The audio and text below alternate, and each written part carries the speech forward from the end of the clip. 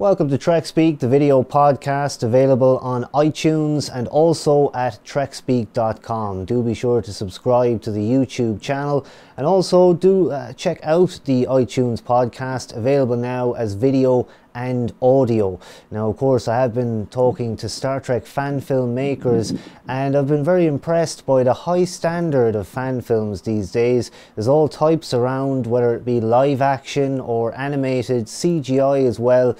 You really can find a whole new universe of Star Trek productions now in the hands of the fans. And indeed, joining me on the line now is a filmmaker named Michael who has been involved with a production called Star Trek Eagle. Michael, you're very welcome. Thanks for having a chat with me. Thank you. The pleasure's all mine. Absolutely. So tell us a bit about Star Trek Eagle. I saw some of the clips on YouTube. What's the plot of the show in general? There's really no overarching plot. It's just episode by episode. So, if that's what you're asking. Absolutely. So it starts off, the story is of whose characters? I mean, who are we following? Well, the main character is Captain Zach Banner. Captain. We have Michelle Tyler, the science officer / first officer, and I play Klaus Elberg, the chief engineer. Excellent. And of course there are some recurring characters as well, aren't there? Where do you actually cast from? Do you just ask people straight out like that? I do. I personally do not have a wide variety of actors to choose from. It's more just friends and people I know, see if they're willing to take a few hours out of their day to help with my film project, and it can be a little hassle at times trying to find actors. Well, my main character, Zach Banner, I think that's my most developed character, I would say. For him, I was just going for a strict, almost naval officer, or maybe a 19th century or 1700s type military commander. I think that's kind of what I was going for. So I suppose he would be your main character. Again, I actually think Captain Banner, who I see in Star Trek Eagle, the actor who plays that character really is, he's on the way to big things. I mean, what a great casting choice that was. He was actually a friend of mine. He does have a lot of experience in stage acting, and he's had main parts in other plays. So he is definitely my most experienced actor I have so far. Great. Now, of course, also, I must, as I've said to many of the filmmakers, I'm so blown away by the visual effects, and certainly I think the same for Star Trek Eagle. I couldn't do anything of that kind. It's very impressive. What do you do? Do you actually create those yourself? Is there a program you use of some kind? I myself do not actually do the CGI. That would be my friend Lee from Arkansas. He also has his own fan film series, Star Trek Romulan Wars. I actually was going to use miniatures when I first made my first episode. I was only able to post the first 5 minutes, and he saw it, and he offered to do my CGI for me. And he did a great job, and yeah, great guy. So, have you checked out his series? You know, I've heard the name, but I think that's got to be next on the list to have a look at. Of course, another astounding thing is that I believe you've actually created the bridge set. Is it in your own home? It's actually something you've created yourself? I did not actually create that. You see, a few years ago, my parents were looking on eBay for Christmas ideas. And there was actually a group in the cities, in the Twin Cities, which is like an hour or so away from where I live, and they had built a full set for one of their little productions, and they had it in a storage locker for a while, and they couldn't afford to keep it, so they actually had to sell it on eBay. Right. Score? And so what? Go ahead, yeah. Yep. And my parents, you know, they bought it and for only $20, and the rest is history. So for Christmas, I got a full Star Trek bridge set. Wonderful. You know, it really looks great, and I must note that, you know, the shots on that bridge really sell the show. I mean, again, I think it's the whole kind of creating that illusion, creating that movie magic that Star Trek producers have done so many times before. Of course, Star Trek sets have always been so high end, one of the most expensive shows ever to produce. So interesting to hear that story about your own bridge, that, you know, it came together in such a way. What a fascinating way, I suppose, I suppose once you had that, you had to create the film. Was that how it worked? Yes. Right, fair enough. So you've got 2 episodes in the can right now, and people can check those out on YouTube. There's also a 3rd episode you've just begun filming. My 3rd episode is coming along nicely. I only have I only have 2 more scenes to shoot. Excellent. So tell us what's happened so far. What have you shot, and give people some clues as to what to expect, plot-wise and indeed scene-wise. What we will be seeing in the 3rd episode? Well, yes. We will be seeing a few alien races we have not seen that much in Star Trek fan films. We will be seeing one of which will be Orions. We will have a Orion villain this time. So, space pirates. So, I don't want to give too much away, but that's... Any other details?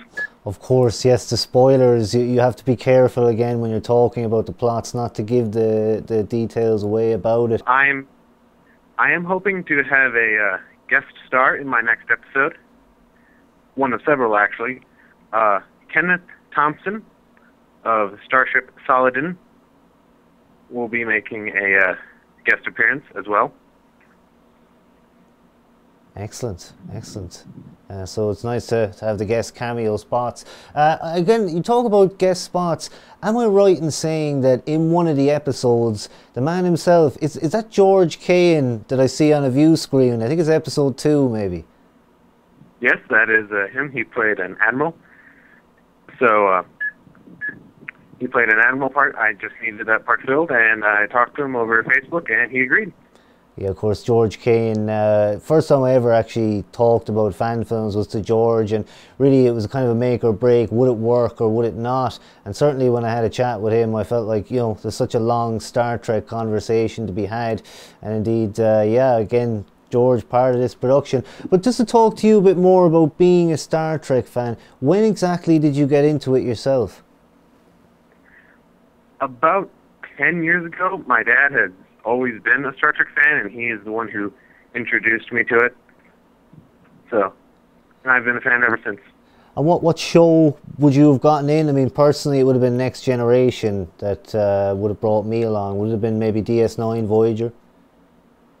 The first series I got into was the original series.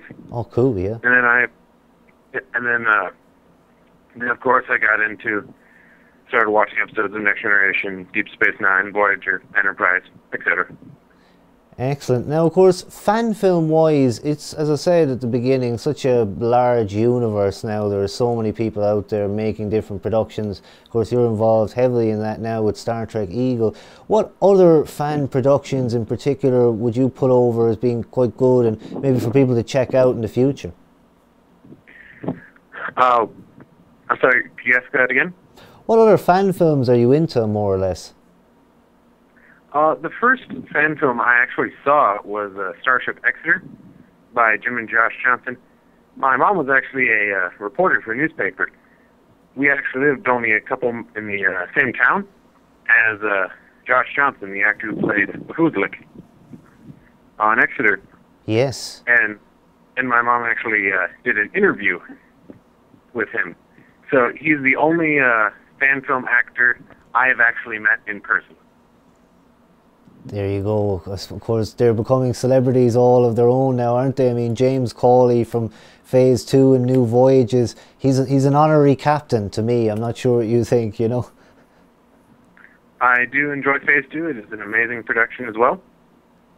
Yeah, I mean, isn't it incredible really how the levels have been lifted? And I think maybe about 10, 15 years ago, it would have been so much harder to put together a production like this. But talking more about episode 3, I noted from the Star Trek Eagle Facebook, where you can go and get more updates on what's happening production wise, they have actually now moved to HD filming. I mean, that must be a great new step for you. I mean, such a high quality snapshot is available right now of a new bridge scene. What's it been like filming with the HD? Are you much happier with it? I am much more happy with my new high-definition camera. Much more detailed than my previous camera that I was using for my first episodes, and hopefully it'll look great. And, you know, I've also been using a new editing software, so that'll be a little more convenient. Absolutely. I suppose going forward, people are always asking when these productions are moving and you're waiting for the next episode. I suppose right now you're focused on episode 3, but I suppose what would the long-term plan be? Would you be running it for quite a while, would you say? I'm not sure what I will be doing after episode 3. Hopefully I'll be able to do more big-scale Eagle episodes. I might consider doing some mini episodes. I'm not sure yet. Absolutely, yeah. So in terms of filmmaking, do you actually make other non-Star Trek films as well? Is it just a Star Trek thing for you? This is actually a new thing for me with filmmaking, because since I've actually learned how to use editing software and such, I usually like to spend most of my film time working on Eagle, since, as you know, one production takes a vast majority of my filmmaking time. So exactly. I do have other ideas that I wouldn't mind making other films, but as far as this, Eagle for now is fine. I can certainly understand it. I mean, it's a big workload to adopt, and I suppose as well, somebody quoted, and it gives me a good opportunity to mention Star Trek Reviewed, which of course is the website that has all of the fan film details. I think it's Barbara who runs that, and she was kind enough to link some of these interviews, and I know all the productions are up there if you ever wanted to find out. So that's StarTrekReview.com. She called Star Trek Eagle Teen Trek, and of course it is a younger cast. I've never quite seen a young cast as this for a Star Trek. Of course, it lends itself to maybe even a Starfleet Academy someday. I mean, it would work well, I think, you know. I am actually thinking of doing an Academy-themed episode. That would be great. Maybe after my fourth one. I have an idea. I'm still working on that, but we'll see how that one turns out. Cool, cool. I think it's what a lot of people thought, you know, with the kind of younger cast. But again, to put over everyone involved, because I really think what you've done is fantastic. And, you know, as I've always said, that, you know, the ambition and the drive to make a Star Trek film, it's got to be the toughest thing. I always believe that, you know, it's a hard thing to replicate that feel and that look of Hollywood Trek. I suppose going forward then, as I say, you're thinking about possible future episodes, possible plots, and then this fan filmmaking community in general, it's very kind of helpful. People help each other out on each other's productions, don't they? It is amazing. And I love seeing crossovers. I love seeing people guest starring on other people's fan films. I love seeing fan film groups work together, and I hope to see much more of it in the future. Absolutely. Well, with that, we'll say good night to you, and indeed, Michael, thanks very much for coming on. Again, to recommend to everyone, check out Facebook for Star Trek Eagle. Is there a website as well that maybe people could check out? Yes, StarTrekEagle.webs.com. Excellent, and you can find everything there, the web clips and all the new stuff that goes up is kept up to date. Well, Michael, thanks very much again, and maybe we might talk to you in the future when the next episode is coming up, and any new information, certainly keep in touch. It's been a pleasure to speak with you. And it's been a pleasure being on your show. Thank you very much.